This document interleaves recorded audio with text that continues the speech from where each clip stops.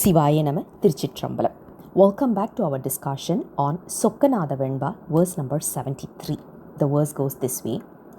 Munnai malam agatri மூதறிவானந்த மயம் தன்னை அறிந்த தபோதனருள் என்னையும் நீ ஆண்டு பரி சொக்கநாதாந்தம் அருள் கூடலிலே தாண்டு பரி சொக்கநாதா.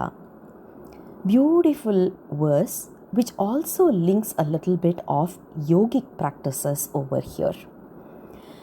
When you look at the very first statement, he says, Lord Shiva is the only one who is capable of removing or completely eradicating our entanglements that we are having as of today.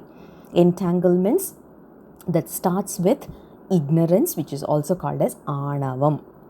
Anavam is the very first entanglement that we had even before this body was given to us. So what happens is we are completely blinded by this darkness. We didn't even realize that there was this darkness with us. Even today we can't really differentiate it because it's so beautifully camouflaging itself into our own self.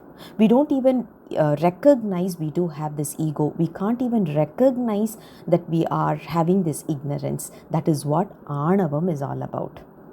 And the only person who can remove this or completely eradicate this is Lord Shiva.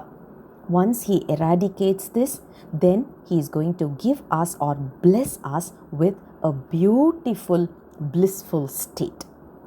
Now, there are two ways to look at this particular phrase, which is called as Tabodhan Arul. Either you take it as Tabodhan Arul or you can take it as Tabodhan Arul. You can split it up as two phrases.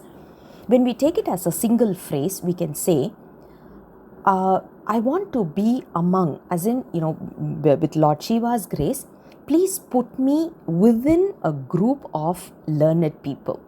Those people who have that knowledge, those people who have completely surrendered themselves, those people who have already elevated to the next plane in the spiritual path, please make sure that I'm within them. Because as long as we are in this group, our thought process will also not be diluted.